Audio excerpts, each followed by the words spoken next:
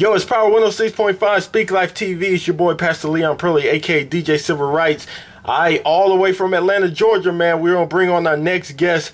Is my boy, the one and only Sherrod White. What's going down, bro?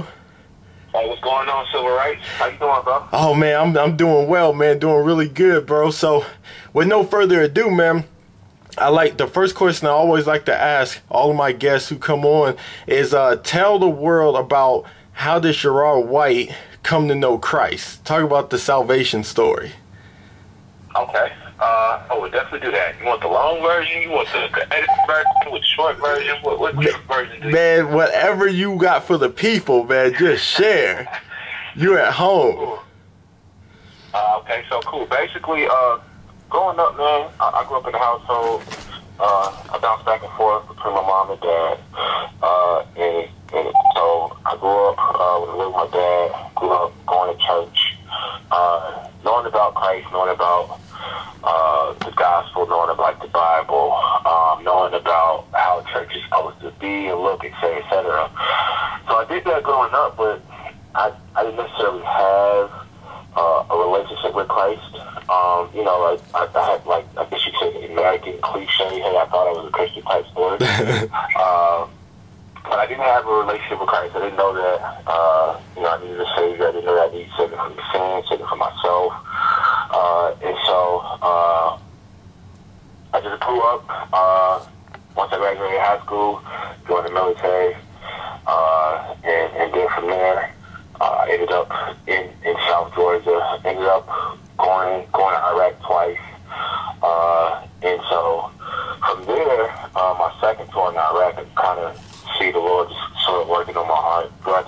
During that time period, I was pretty much just looking for myself, my selfish ambition, anything that satisfied me. I went after, whether that was, you know, women or money or possessions or whatever made me happy at the time of my life. I was pretty much the order of my life.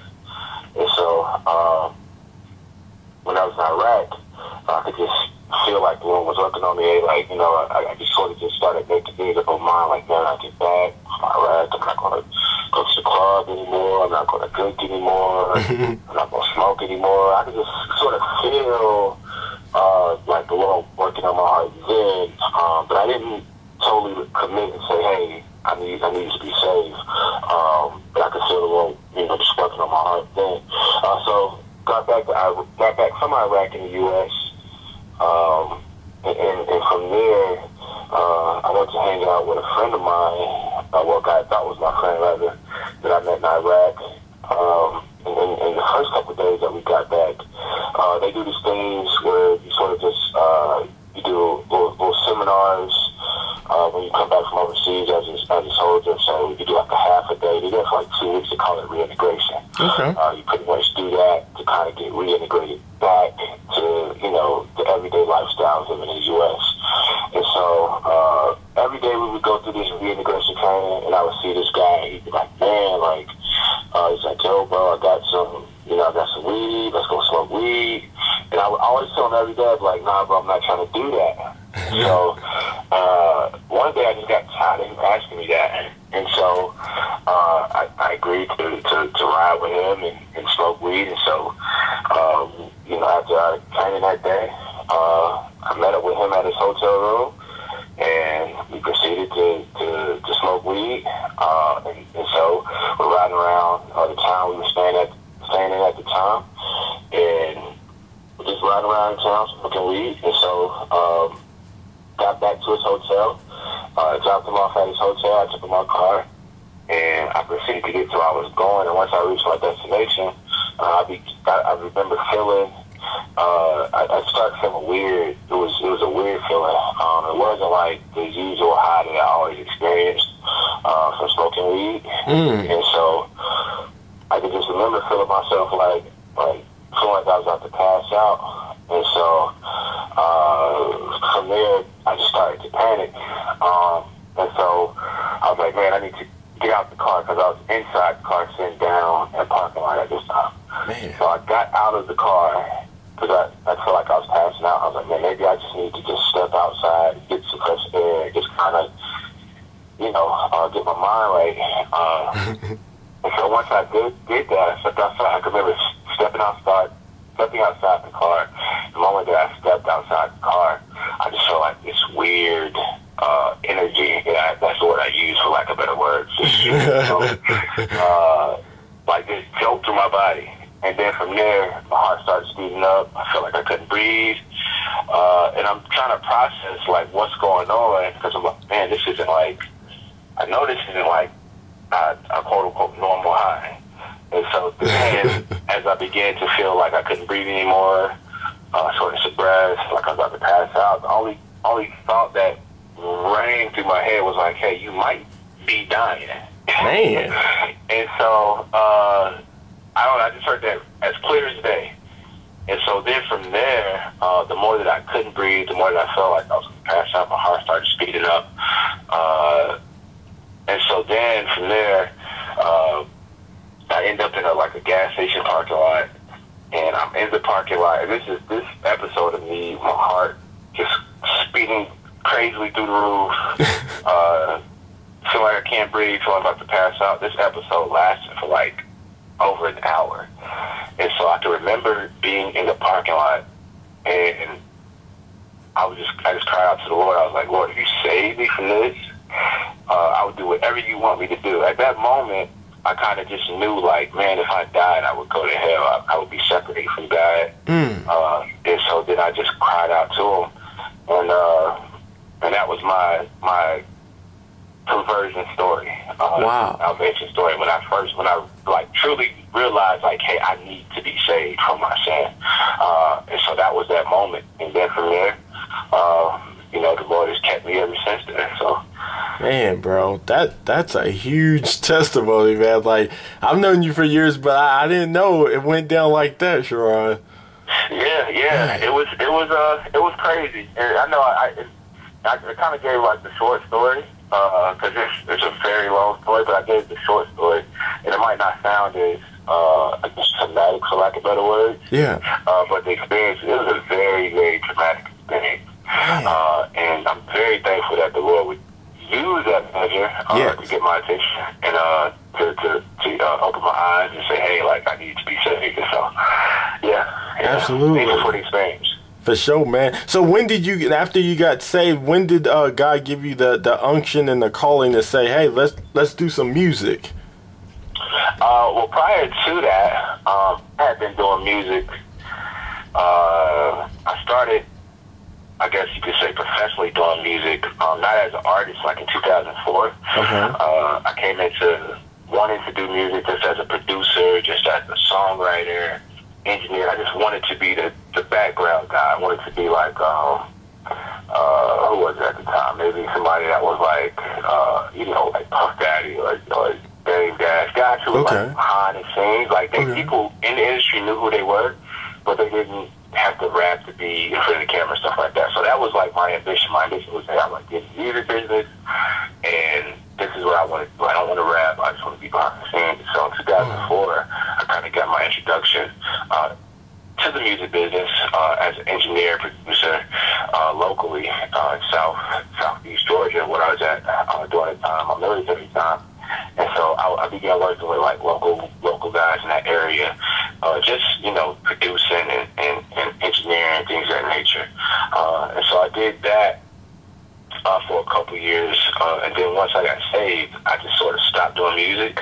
Because at that moment in time, I had heard of like Christian hip hop before, but I didn't really dive into it, and so I wasn't like, that was like the furthest thing on my mind as far as doing music at that point. I just wanted to just cultivate a real relationship with the Lord, and so I just stopped doing music. When I first got saved, I was pretty much rolling with a local rapper out of North Carolina. We were making some noise back then as far as in our area we was at, from North Carolina, South Georgia. We're doing shows and clubs and things of that nature. I had a few A&Rs from some prominent labels drawing interest in what we were doing. And so like, that's pretty much how I came into doing music. And then once I got saved, there was a time period in my life where I just stopped doing music. And then as I grew and the Lord put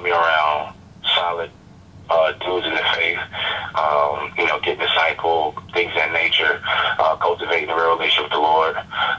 That's when the Lord started opening my eyes, like, to, you know, the Christian hip hop. I was like, man, like, I could actually, you know, use this talent that the Lord has given me for His glory. And so that's how I got into doing, you know, Christian hip hop. Now that's good, Sherrod. So what I was thinking about this, and I even emailed this question to you earlier about the consistency, because we can go back years ago when you were sending me music and the Money song. Remember the Money song? Yeah. And so what amazes me about you, bro, is the consistency. So explain to like the new up and coming Christian artist who's like, oh man, I'm gonna make this single and I'm gonna try to get Lecrae and Andy Mineo on it and everything's gonna be perfect. But for you, bro, to have that solid foundation of consistency, like help the world out, man. Help us out and tell us what's your formula to be so consistent for all of these years, because I've been paying attention, man. Like, and we don't get into deeper stuff, but explain the formula. Okay, no problem. I mean, it's not like a huge formula. It's just, you know, you just gotta work. Even you know, prior to me being saved, I just had that work ethic. The Lord blessed me with the work ethic of just being consistent, just kind of seeing how, you know, guys in the secular arena, you know, they would just be consistent with different working stuff. They drop stuff every year. And I paid attention to that, and I kind of incorporated that in my work ethic from a music standpoint. And so once I got saved, I was like, man, like, you know, these guys in quote unquote secular, they're going hard. You know, they're going so hard with promoting sin. Like, why not me go as hard through promoting the gospel through my music? And so that's pretty much the driving force. Like, you know, you just gotta work. You know, this music is your job, or, you know, some people may say it's a calling. Music's your job or your calling. You have to really work at it. You know, it's not just one of those things. It's like, man, I'm gonna make one song, and this song is just gonna blow up and take me across the nation, and, you know, things of that nature. If that happens, praise God. But yes, that is very rare that happens. And so what you have to do as an artist, you just have to make up your mind that I'm not in it, you know, for the quote-unquote overnight success. Yes. It is a marathon and not a sprint, and you have to attack it that way, where you just have to consistently put out quality music. That's one, music that's, you know, glorifying God. Two, music that sounds good. It's pleasing to the ears of people. Three, you know, it looks good. Then if you have a music video like that, it's quality. If you have graphics, the graphics is quality. If you have a website, the website is quality. And so I'm just real big on excellency and consistency and quality.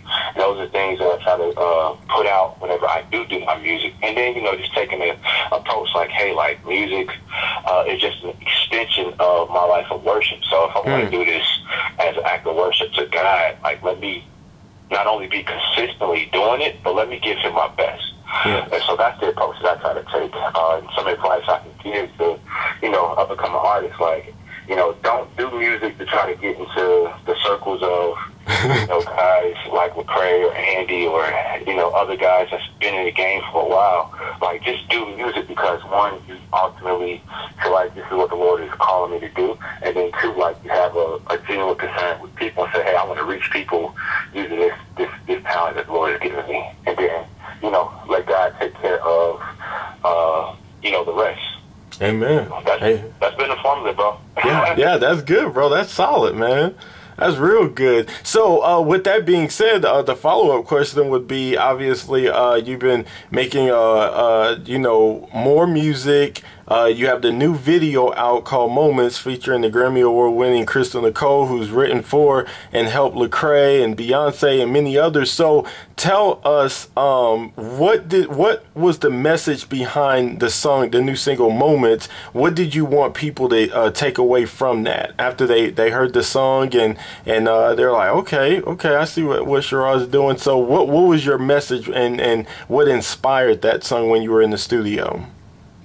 Yeah, Moments is one of those personal songs. It is a time period that I was going through when I was just sort of just dealing with doubt, dealing with anxiety pertaining to my music, feeling like, man, just kind of questioning it, like, man, is my music, is it good? Is the Lord calling me to do this? And so there was a season of doubt that I went through, and Moments came out of that. It was inspired out of that, and it goes back to the scripture, that says that all things work together for those that love God and call according to His purpose. So even like that time of doubt, fear, like the Lord was using that to not, to one, not only increase my faith in Him, but two, like continue to do what He started in me concerning music. And so like the Lord takes every single moment that we deal with, whether it's moments of discouragement, whether it's moments of when we're encouraged, like all of those moments happen to help shape us. And so I wanted that to be conveyed in moments like, hey, like, things might seem, you might be in a dark space right now in a time of discouragement, but like the Lord is still there with you. So like embrace that moment and say, hey, it's just a moment in my life. It's not the end of my life. And the Lord using this to grow me. And so that was like the main overarching theme in Moments. And then there's like some subtle nuances in here to go along with that. Just saying like, hey, every day's a new day. God gives me grace. Today's a new day to start over. Today's a new moment to start over. So there's other subtle nuances that are behind that particular record. Okay. So what? So Sherrod, is it like the album? Like, I don't want to be jumping the gun or having you tell the stuff too soon. But like is there a name for the album and stuff like that, or is it too soon to speak on that? No, I can give you all of the information right now, bro. Okay. So basically, Moments is the first single off of I'm doing a 2-part EP called Fresh Start. Okay. Because I just recorded, like, over the last year, I just recorded so much music. And I just didn't, I was trying to figure, like, man, what do I do with all of these records? Because I've recorded, like, over, like, 50-some records. Man. I'm like, man, like, I need to put, and I won't put out every single record that's, in that 50-plus, count. But there's a good bulk of records where I'm like, man, like, I want people to hear this music. And so what I decided to do instead of dropping one album, I'm going to drop 3 EPs. We're dropping, the name of the EP is Fresh Start, so it'll be a Fresh Start 1, Fresh Start 2, and hopefully a Fresh Start 3, hopefully on that one. But for sure the first 2. And so the first installment of Fresh Start will come out this fall, and Moments was the first single for this particular project, or first installment of the project, rather. Okay. Man, that's what I'm talking about, consistency, bro. It's like, it's on a whole nother level, man. And so that's cool. So answer me this. Okay, the album, you got so many tracks already, ready for the streets and everything, and you're working with, different artists. Like, what steps did you take, Sherrod, to build with the different people on this new project? Because I mean, it's sometimes it's difficult to get certain features. Sometimes in Christian hip hop, secular hip hop, it doesn't matter. Like, to be able to reach out to people. And I have to say this before you answer. I appreciate you, bro, because Sherrod, let me tell you guys for a second. Sherrod White's the type of dude, man, that you would text him, he'll text you right back. You would send an email to him, he's already responded back to you before you click the send button. I mean, that's how prompt he is. And so I appreciate that, man, because it's so easy to become Hollywood, even with, Christian hip hop. There's a lot of politics, and I'm going to ask you that question later on in the interview about how do you deal with the politics in the game. But, like, how did you go about building the relationships? Because a lot of people in the Christian hip-hop realm need to know that type of wisdom. No doubt. Well, it's a few things. Ultimately, it's God's grace. relationships in the music industry run everything. Now the key to that is not to just chase relationships. I've been very, very fortunate to just meet a lot of people behind the scenes who may or may not have heard of me as an artist, but they've gotten to know Sherrod as a person, not necessarily Sherrod White the artist. And so, like, I've had conversations with people, and they get to know me as a person, and then from there, things have just subtly happened. So, for example, like, with Crystal Nicole, and people might not be they might be like, who is that? But she's written so many hit records for, big artists. And so with her, I met her husband, Jamal, which is her manager, through a mutual friend of mine. We was rock climbing. And so from there, I didn't know who he was. I guess he knew who I was, but it was vaguely. And so we just went rock climbing. It was like 4 of us. We was rock climbing. We had a great time. And then from there, it was just like we wasn't talking about music. We wasn't talking about anything, but anything pertaining to music. Okay. It was just about, hey, we just gonna have a good time. We just gonna fellowship and kick it. And so from there, that's how that relationship with that's how that feature came. It was like once I started working on Moments, it was like, man, I need a singer who could sing this hook that I wrote. And so then from there, I was like, hey, well, I got a great relationship with Jamal. I got a great relationship with Crystal.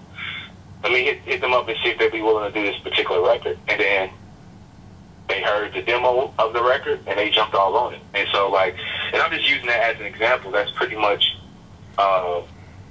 how I've been able to secure certain collaborations, whether it's songs that's already out or songs that will come out. It's pretty much through genuine relationships. And I try to work that way because when you have a relationship with somebody, you just say, hey, man, this is what I'm feeling on this particular record. This is the heart behind this record, as opposed to it just kind of being a business transaction where you may make a phone call or you may make an email and say, send them the record, and they say, okay, I'll do the record for X amount of dollars. And then they'll do the record, and then that's it. I mean, like versus having a relationship with somebody and saying, hey, here's the record.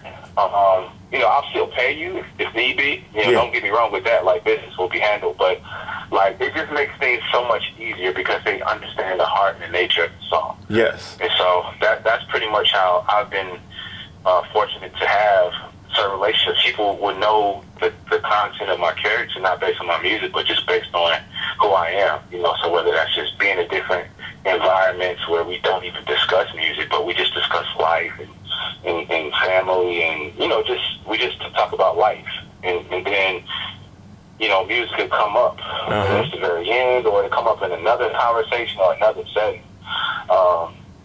and so that's just how I've just been blessed to just be in various situations with different people. That's good. Relationships are key. Relationships are the currency in the music industry. You're only as solid as a person that you know, or you're only as strong as your quote-unquote network of people that you know. Yeah, that's true. That's true, bro. That's really good. That's really good. I'm gonna pick your brain a little bit because people like this segment of my show when we get, I don't know, into questions that aren't normally asked. But Lecrae, he's reached out to a lot of secular artists over the years, and it's been a blessing, man. And so I want you to tell me, what would you say, Sherrod White, if Jay-Z was on his sick bed, right, and you were the only one allowed in the hospital, in his room, and he was about to die. The doctors say he only has a minute left. What would Sherrod White say to him? You know his catalog. You know what he promotes. You know what he's been through. Just standing outside looking in at hip-hop in general. And so whether it's Kanye West, Nicki Minaj, or whomever, I'm picking Jay-Z for you. So what would you say to him, man? I'd ask him the hard question. I'd ask him, you know, if he knew if Jesus was his Lord and Savior. I mean, I just get straight to the point, especially, you know, if there's a minute left. You know, there's sometimes, you know, when sharing the gospel, you just got to come out and be blunt with people. Yeah. And another time, you just, you know, sort of use wisdom and allow the Holy Spirit to guide you and direct you in certain situations. And for this particular situation, you know, this guy got a minute to live. It's like, hey, like, let me give you the gospel. You know, this is Jesus Christ, your Lord and Savior. And he may say yes to that. Yes, I don't know what his answer would be just based on his music. I mean, based on his music, we know what the answer is. But, you know, like I said earlier, as I grew up, I thought I was a Christian too, just based on, me too. You know, American culture. Yeah. So he may even have that same stance, you know. But at the end of the day, you know, Lord willing, I would share the gospel with him, and hopefully, you know, he would accept Jesus as Lord and Savior. So I mean, that's what I would do. That's good, bro. That's really good. I would do it too, man. And I may try to get a feature since I got up in the room, and then I'll get to the salvation, man. I mean, yeah, I gotta make sure my family's good with the bank account and stuff. But yeah, bro, that's really good, man. And then also this one, Sherrod, may be interesting to you. Okay, Acts chapter 9. The Apostle Paul had it. He was on the road to Damascus and had his encounter. But prior to that, he was Saul of Tarsus, that was known for killing Jews, killing Christians. So with the shooter that killed the 9 people in the church, the black church recently in South Carolina, what's your thoughts thinking about Acts chapter 9? And you're like, man, like, how many people did Saul of Tarsus kill? And he thought he was doing Jesus a favor, you know, but this guy, he goes into the church, he sits down, he asks for the pastor, he's there, they're embracing him with the love of Christ, and he's plotting the whole time to take him out, in which he did. What's your take on that? Because, you know, the world, man, is interesting. They may not believe in the Bible, but they'll find something in the scriptures like that and say, oh, well, can this guy Dylan, is his name, can he still be saved after killing 9 people? Or, you know, if he goes to prison, he gets death row. Like, what's your take on that entire situation? Wow. I mean, well, first off, it's a very tragic situation. Yes. A very unfortunate situation that happened. That the shootings happened, and then for, you know, the shootings that happened inside of a church makes it even more unfortunate. You know, just thinking about what being at church represents. It represents, even if people don't believe in actual beliefs of that particular church, just being or going to a church, you know, it represents safety. It represents, you know, this is the last place that I think something like this may happen. Yes. Or, you know, even non-believers say, man, you know, I'm not going to do this because I'm at church. Whether that's, hey, I'm not going to. I can remember growing up, and now I'm going to get back to your question. Yeah. I remember growing up, riding the car, and, you know, I would bump certain music, and then you get near church, I turn music down. You know, I was like, man, I don't need to blast this particular music around the church. And so even like non-believers kind of have that, you know, that mind, that process of mind, like, hey, I don't expect certain things around the church. And so, you know, seeing that occur inside the church, one, was very unfortunate. And then 2, you know, I got a chance to watch the families, they had, I guess, opportunity to speak to this guy at his bail hearing, or bond hearing rather, and just seeing, you know, their compassion towards this guy, who just, you know, the day prior, you know, killed their family members. Them just saying like, hey, you know, we're hurt at what you did. You've caused so much pain. We won't be able to see our loved ones on this side of the earth, and we're feeling so bad right now. But we forgive you. We forgive you for the act that you just did, and we hope that the Lord has mercy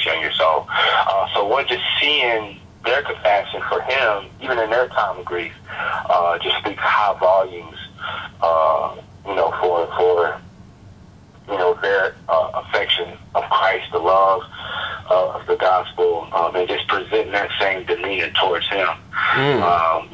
Once you realize that you're forgiven much, you can forgive much. So I would say, you can't out sin the grace of God. Where sin abounds, grace abounds more. And so even a guy like him who did this massacre, who murdered these people inside this church, even he can be saved and be transformed and have a heart transformation and say, despite what I did, the Lord can still use him in whatever capacity. And this could be part of his testimony where, he did this heinous act, but, he can go into the prison and be saved and change guys. Hey, can you hear me? Yeah. That's good, bro.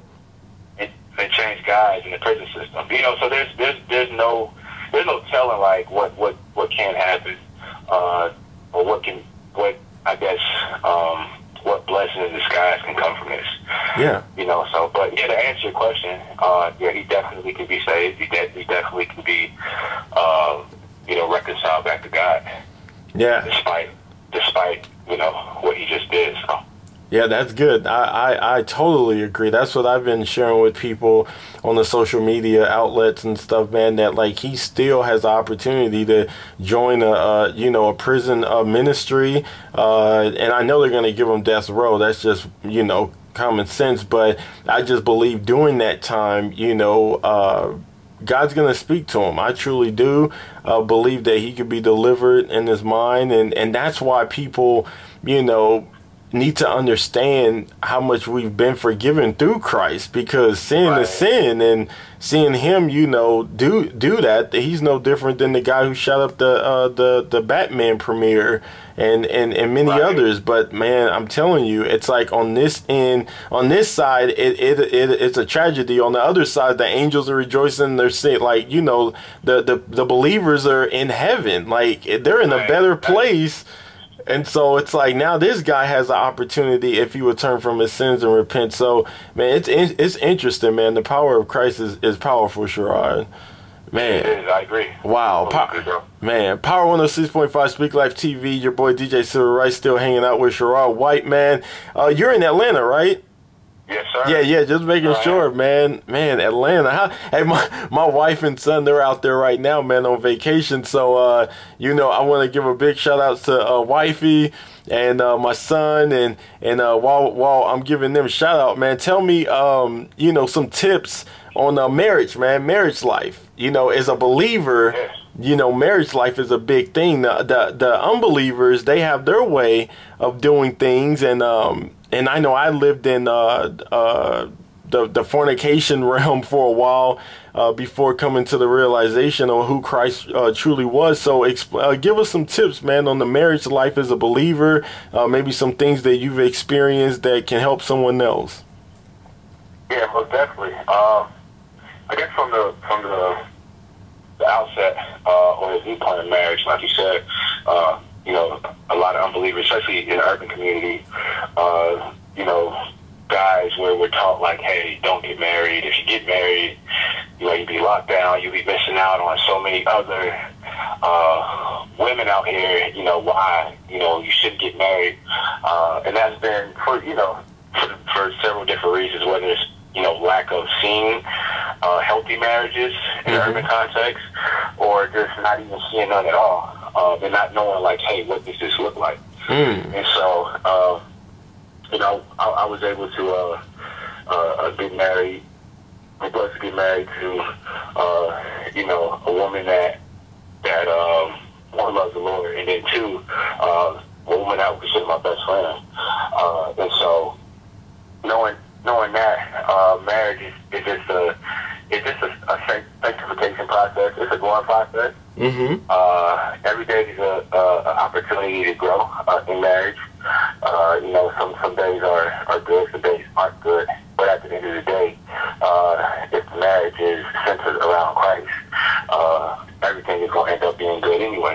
Man, you know, that's good. I mean, like I guess that's the basic outline, and then like I guess more from a practical standpoint, I would just say as a husband, you know, or any men out there that are married or ponder marriage, you know, just know that we are servant leaders in a marriage.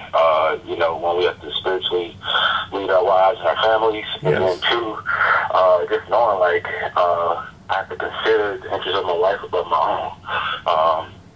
You know, and love her like Christ loved the church, which is a lot harder or a lot easier said than done some days. But on the flip side of that, you know, like I said earlier, the Lord uses marriage to not only sanctify me as a man, but also to sanctify my wife, and to use that to grow us, to shape us more to His image each and every day. And so, like, I would say, like, yeah, I love being married. I'm married, like I said, I'm married to my best friend. We have great times.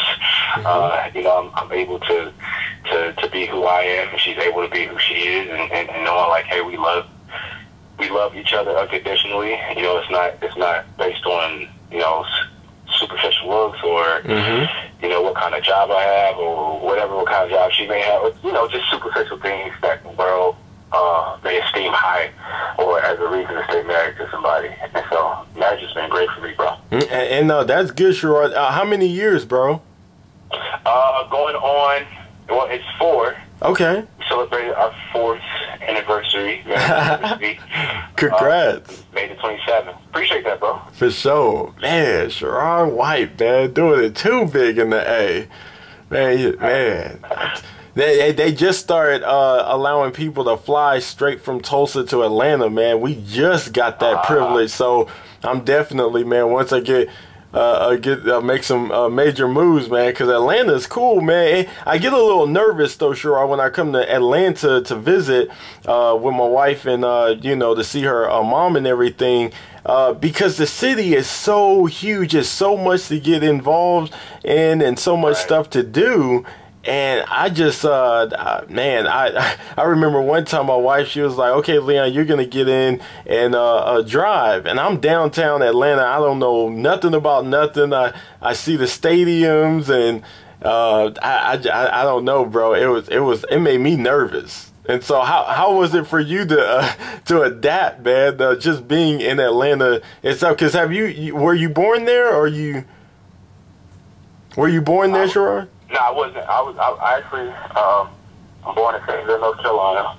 But my dad's side, my dad grew up here, my aunts grew up here, my uncles grew up here, my grandma is not originally from here, but she raised them here. Her and my granddad raised them here in Atlanta. So I have deep roots in Atlanta. And so I have family and extended friends here. And so moving here was, when I first moved here back in 2010, it was a seamless process because I already had people here. And so, which definitely helped out. That's cool. That's cool. Yeah, Atlanta's cool, bro. It's cool. It's exclusive. Hey, if Tech 9 called you right now, bro, would you shun them or would you do a track? Oh man, honestly, I know I wouldn't shun him. If he wanted to do a track, I don't know if I would do the track. I know there'd be part of me so like, hey, like, we do this track, Tech 9. You know, it just depends on what the track would be about.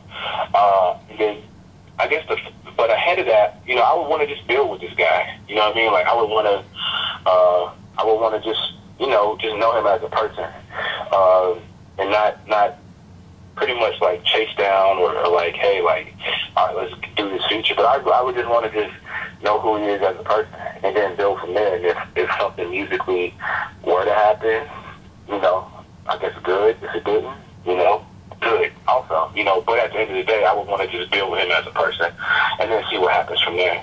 Right. Okay, that's good, bro. What about the politics in Christian hip hop? How have you grown to, you know, stay away from that type of stuff? Because you're a very humble cat and you reach out and everything. But I'm sure in the course of your career, you've had moments where you probably thought, man, that cat couldn't reach back and do a track with me, or oh, this person won't. Yeah. So how have you dealt with it, Sherrod? Man, the politics are way harder within Christian music than outside of Christian music, than in regular, I guess, quote unquote, secular music. Like, you just deal with, I don't know, because I guess I want to say it this way, you're dealing with people who supposedly have a relationship with the Lord, and so a lot of the time, you know, people use that as a front, for lack of better words, and so they'll do things in Jesus' name that's not very Christ-like. You'll see a lot of that. I don't say a lot, but you'll see a fair share of that behind the scenes, you know, within, you know, Christian market or Christian music market, whether that's with certain media publications, whether that's with certain artists, or whether that's with certain management, or, you know, whatever the case may be. You just run into a lot of people behind the scenes. And so, like I was saying earlier, what I try to do is I just try to develop certain relationships with people. Going in, you know, if I'm talking with certain people, I know, like, okay, this is this type of relationship with this person. This is a business relationship with this guy. You know, and I just kind of just leave it at that with business. Or this might be this kind of relationship with this guy, or whatever the case may be. And so, the politics, when you start out, they're very hard to navigate because, you know, people don't know who you are. They kind of play you to the left. But it goes back to what you were saying earlier as far as consistency. Like, when you consistently putting out quality music, quality work, the people will, you know, they have no choice but to take notice of what you're doing. And so from there, things sort of develop. But the politics, man, the politics are terrible. Politics are terrible. You know, a lot of times the same people that you may reach out to before might not even respond, but, you know, you could be out here, or, you know, your name might quote unquote blow up, or it might see make certain moves, and then, you know, once you're making certain moves, then they want to, you know, probably work with you or respond to you, or whatever. And it's like, bro, like a year ago, the case may be, you ain't even like respond.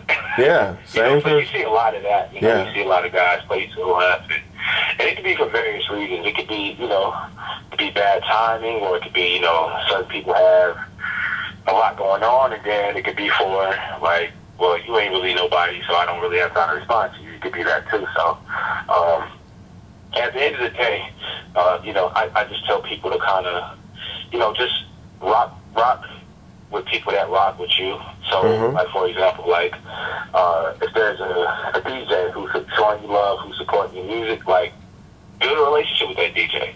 Or you know, if there's a certain media publication or a website that's showing you support, like, try to build relationships with those guys. So, like, for example, if you send them your music and they post your music on their website, like, send a follow-up email saying, hey, man, I just want to send this email saying I appreciate you for posting my music on your website.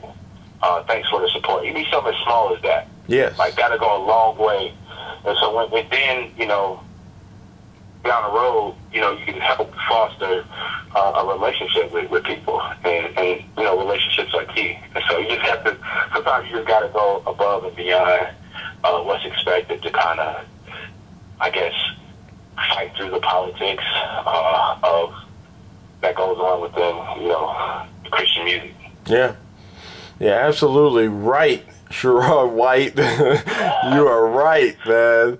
That's cool, bro. Power 106.5, Speak Life TV, DJ Sherrod White, still hanging out with Sherrod White. Last question, bro, tonight, before I let you do your shout-outs and social media promotions and stuff. I always start with salvation, because that's the most important thing about life in itself.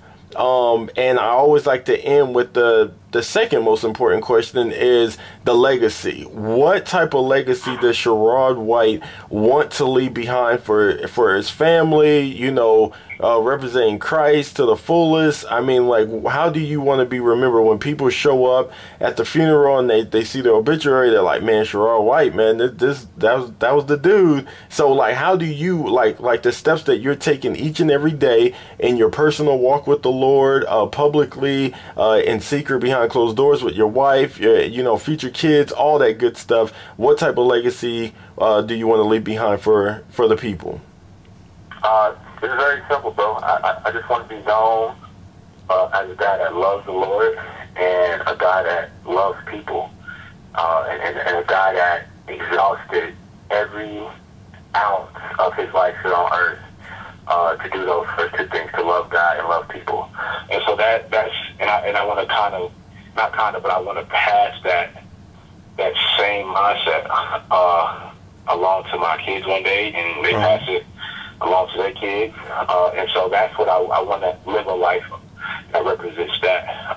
Like you know, that this guy really loved people. It wasn't superficial, but it was like, hey, he's really concerned with my well-being.